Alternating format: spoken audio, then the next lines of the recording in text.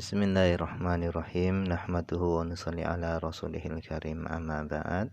Insyaallah pada kesempatan ini kita akan melanjutkan kembali pembacaan kitab Adabul Islam fi Nizamil Usrah. Kita masuk kepada judul baru, yaitu Auratun Nisa. Kata beliau, lil mar'ah, bagi seorang wanita, fima, pada sesuatu, yajibu, yang wajib, alaiha, atas wanita tadi, satruhu, yang wajib menutupi ma, min badaniha, dari badannya mar'ah, itu salasu halatin, ada 3 keadaan. Jadi di dalam wajibnya wanita menutup sesuatu dari badannya itu ada 3 keadaan. Fafisolah, yang pertama adalah di dalam sholat. Tasturu, wanita menutup, badanaha, badannya, kullaha, seluruhnya, kullahu, seluruhnya, seluruh badannya.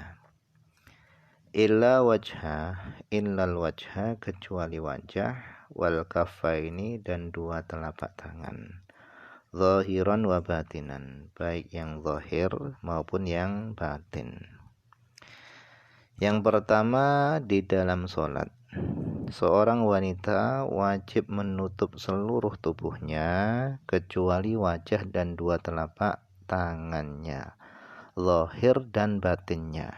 Jadi seluruh tubuhnya wajib ditutup kecuali wajah dan 2 telapak tangannya. Nah, untuk kedua telapak tangannya itu boleh dibuka, zahirnya dan batinnya itu boleh dibuka. Kemudian wala budda, dan harus, ayyakun tsaubu, adanya pakaian, alladzi tusalli fihi, yang wanita tadi salat fihi, pada pakaian tadi, adanya pakaian tadi itu sabiqon, pakaian yang lapang. Yughati, yang mana pakaian tadi bisa menutup, zuhura qadamaiha, bisa menutupi tampaknya 2 telapak kakinya, qaiman, ketika dia berdiri, warakian, ketika rukuk, wasajidan, dan ketika sujud. Jadi disyaratkan juga pakaian yang digunakan sholat itu harus lapang, lebar, sehingga bisa menutupi 2 telapak kakinya ketika berdiri, ketika rukuk, dan ketika sujud. Kemudian falawin hasaro, kalau seandainya terbuka, anha, dari perempuan tadi, atau pakaiannya, terbukanya tadi asna as-sholah, di tengah-tengah sholat, maka batolat, maka sholatnya menjadi batal. Illa, kecuali, antu'idahu, dia mengembalikan hu, pakaiannya tadi, halan, seketika itu. Jadi kata beliau, jika di tengah-tengah sholat pakaiannya tadi ada yang terbuka, maka sholatnya batal, kecuali dia segera menutup kembali pakaiannya. Jadi dia segera menutup kembali auratnya yang terbuka dengan pakaiannya tadi.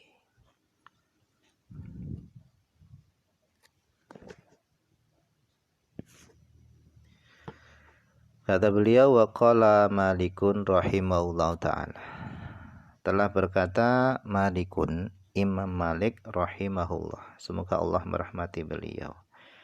Kata beliau, la ba'sa, tidak masalah, bizuhuril qadamaini, dengan tampaknya 2 telapak kaki, fi sholah, di dalam sholat. Jadi enggak masalah tampak 2 telapak kaki di dalam sholat, kata Imam Malik. Wa rasuha, sementara kepalanya mar'ah, tasturu, itu perempuan tadi menutup kepalanya, bil khimar, dengan kerudung. Wa tajma'u, dan dia mengumpulkan tahtahu, di bawah jilbabnya, di bawah kerudungnya, dia kumpulkan asy'ara, rambutnya, hatta la yadhhar, sehingga tidak tampak, minhu, daripada rambutnya tadi, syai'un, sedikit pun. Wa turkhi, dan hendaknya wanita tadi menjulurkan ala katifaiha, di atas dua pundaknya, wa ala sadriha, dan dia julurkan di atas dadanya, wa safhatayil unuk, dan dua belahan unuk, lehernya, dia julurkan atrafal khimar, ujung-ujung kerudungnya. Untuk apa? Liyusa idaha, untuk membantu perempuan tadi, zalika, hal itu. Dia julurkan itu semua untuk membantunya, ala satri, atas menutup auratnya. Jadi kata Imam Malik, terlihatnya dua telapak kaki di dalam sholat itu enggak masalah.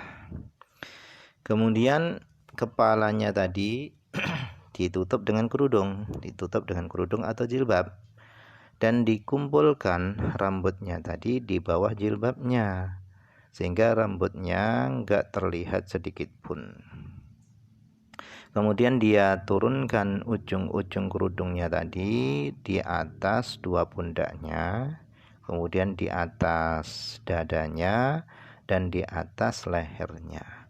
Untuk apa itu semua? Katanya untuk membantu wanita tadi di dalam menutup auratnya.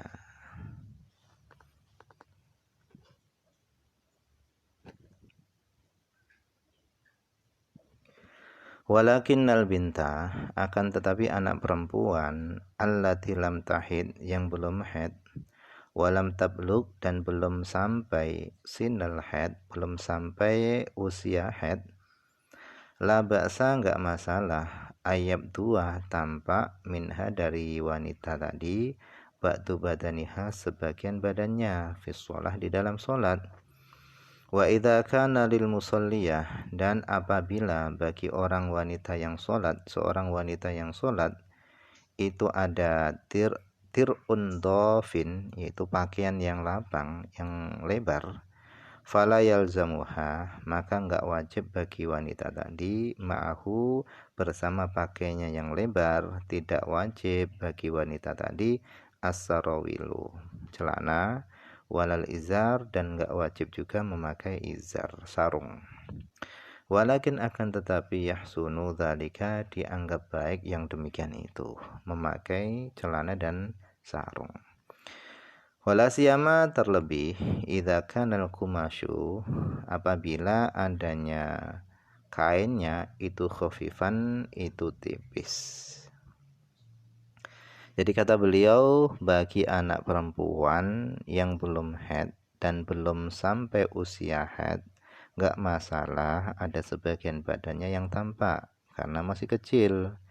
Kemudian apabila yang dipakai oleh wanita yang sholat itu adalah pakaiannya tadi itu lebar, panjang lebar, maka enggak wajib memakai celana dan sarung. Tetapi pakai celana dan sarung itu lebih bagus, lebih sempurna. Terlebih kalau pakaiannya yang dia pakai tadi itu adalah khafifan, yaitu tipis.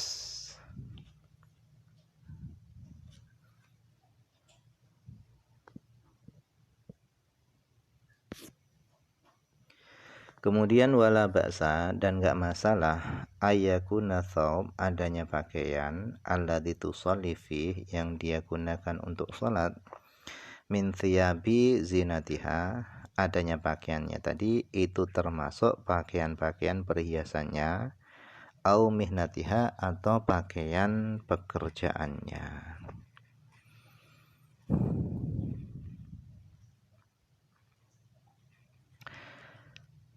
Madama satiron tohiron, selama pakaian tadi itu satiron, bisa menutupi aurat, tohiron, lagi suci. Jadi enggak masalah pakaian yang digunakan untuk sholat itu adalah pakaian perhiasan, pakaian yang bagus, pakaian yang biasa digunakan untuk kemewahan misalnya, itu nggak masalah. Atau pakaian yang digunakan untuk keseharian, untuk mihnah, untuk bekerja, itu nggak masalah. Yang penting pakaian tadi itu satiron tohiron, bisa nutup aurat dan suci. Wa idat takhadat, dan apabila seorang wanita membuat laha untuk sholat, komison, membuat gamis, khoson, pakaian panjang yang khusus, bisolatiha, untuk sholatnya, dia membuat pakaian khusus untuk sholat, kana dzalika ahsanah, maka yang demikian itu adalah lebih bagus. Jadi kalau punya pakaian khusus untuk sholat itu adalah lebih bagus. Walakin, akan tetapi, la yajuzu, enggak boleh, antal basahu, dia memakai pakaian tadi, ala thiyabiha, di atas pakaiannya, al mutanajisah, yang najis, fi sholat, di dalam sholat. Kama taf'alu dzalika, sebagaimana taf'alu dzalika, melakukan yang demikian itu, ba'dun nisa'il jahilat, sebagian perempuan-perempuan yang bodoh. Intinya menggunakan pakaian apa saja itu boleh, yang enggak boleh adalah pakaian yang najis.